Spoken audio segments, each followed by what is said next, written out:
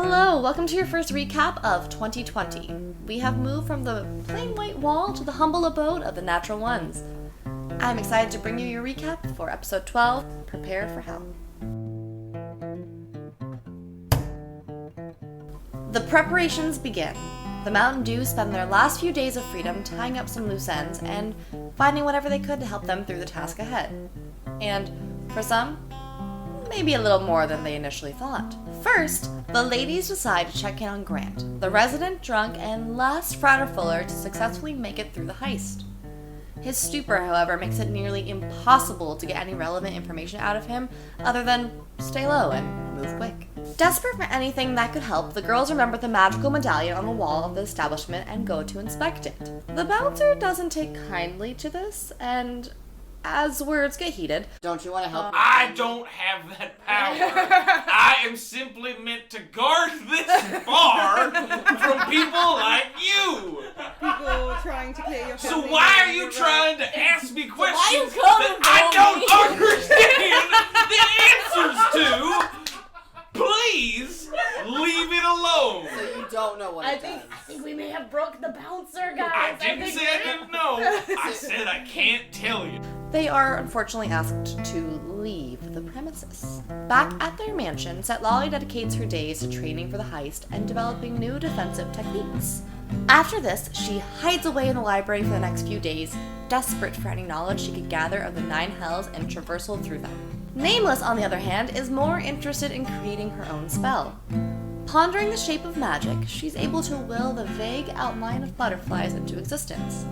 Devoting the rest of her time to its pursuit, she's confident she'll have it prepared in time. Click Whistle decides to investigate the Rubicon, one of the most powerful families in Ulankar and the one holding the Fraterfullers in debt.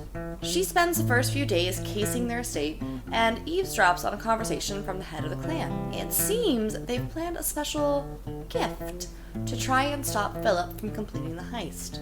So, the following day, she breaks into the office looking for any signifiers of what this gift is. I'd like to try to pick that lock. Okay. All right. And disarm the trap at the same time. So go ahead and give me a thieves' tools check. Lovely jubbly. Please don't fuck with me. Please. Clear elven dice. Show me the way. That's a natural 19. So that is a 30. It should 30. A 30 even.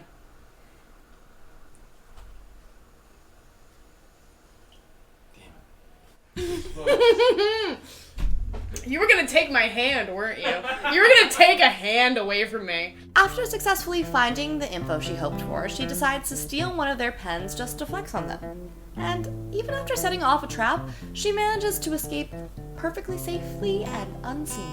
Philip arrives back from the court with his newfound uncle, Philiteri. He's impressed with Philip's composure in front of the four pillars and fills him in on a little more information about the heist. The doorway into hell spits you out randomly, and while previous parties have gone alone in the past, there's no specific rules saying you must. The heist is for wealth and status, and while Philip would likely attain more status by making the journey alone, the Fraterfullers care only about clearing the debt. Back at the mansion, Liam has buried himself in the workshop, working on his first lodestone project. He crafts the mold perfectly, and it seems he'll be able to finish it in time. He also adjusts his turtlet, changing it into a small, mobile assistant. With the materials he saved, he creates a steel defender in the shape of a pangolin to keep the party safe. In the middle of his work, Philip enters, and while he notices Liam hides his project, he doesn't ask what it is. He's come to talk. Even though they all have permission to go to the Hells, he thinks he might have to do it alone for the sake of tradition. He also wants to make sure that if something goes wrong, the rest of the party is still around to help Gornal, the dwarf they promised to save. We didn't get as far as we are today by worrying about what happens when we fail. The one time we did worry about what happens when we fail, we ran.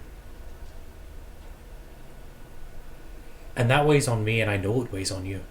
And I'm not going to do it again. Especially not with you in the line. What happens when you go through that door? Like, I sit here in a mansion waiting for weeks, months. How long are we supposed to wait? You're not supposed to wait. If you go through that door and I'm not with you, I'll never stop.